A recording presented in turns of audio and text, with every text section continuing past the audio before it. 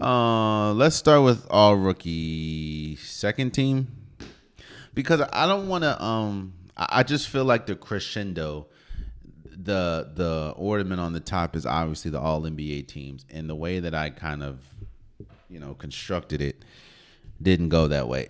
So let's start with all rookie teams, and let's start with, the all rookie second team.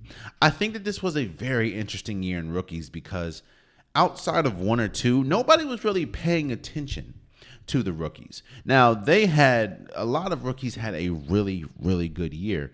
And this was one of the first years where a lot of the rookies that didn't get much attention were key factors for their team's success. It was just because they weren't one or two players that got most of the attention, which obviously those players rightfully so got it, But let me give you my all rookie second team.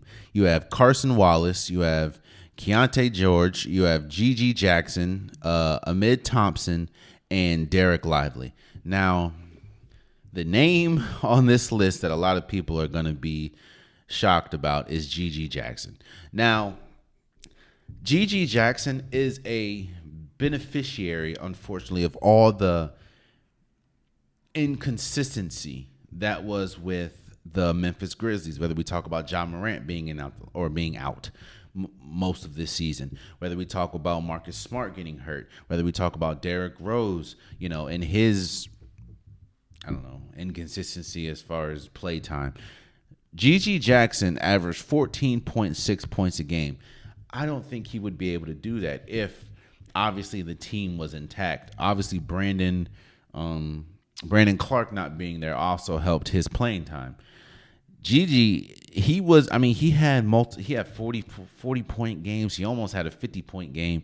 Like, because nobody really watched the Memphis Grizzlies because of everything that happened, and they really weren't good this year. They only won 27 games. They may have overlooked, how good he was, but G.G. Jackson was great. Along with Carson Wallace, he played on a very stacked team. So he obviously didn't get the attention that his game warranted, but he was still good. I was kind of difficult between the Thompson brothers, but I think Amen, for how important he was to the Rockets, even though Asar was really good for Detroit, I gave it to Amen.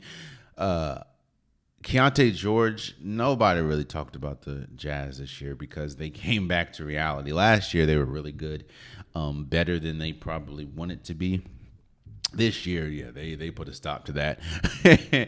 And Keontae George, he was out of Baylor, I believe. He was really good. And Derek Lively, Derek Lively was a very important cog for the even though he did suffer some or lose some time due to injury, and condolences to his family. I think he lost his mother.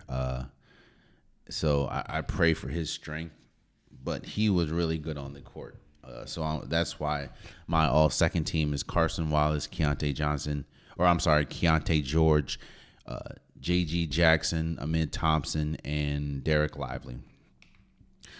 My first team. Now, my first team is Brandon Pozinski, Jaime Jaquez, Brandon Miller, Chet Holmgren, and Victor Wembanyama.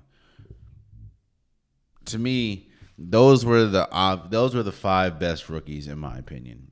I know you're going to look at how the expectation of Golden State coming in and what really happened wasn't, the same, but Pods was a extremely important piece to that team. And Jaime Jaquez, I said this before. Him and Brandon Miller could have gone back and forth between who would have won Rookie of the Year if it wasn't for Victor Wembanyama and Chet Holmgren. All five of them, again, Brandon Pozinski, Jaime Jaquez, Brandon Miller from the Charlotte Hornets, Chet Holmgren, and Victor Wembanyama, all were great. I will look at Spoiler alert, this isn't the last list that both Victor Wembanyama and Chet Holmgren will find themselves in, at least on my list. And those are the pure definition of super rookies. And what I mean by that is rookies that not only are ready day one or well, not day one, because obviously Chet Holmgren hurt himself last year. He was a rookie last year, but both Chet Holmgren and Victor Wembanyama can be staples of this league moving forward, especially Victor. He might even be one now.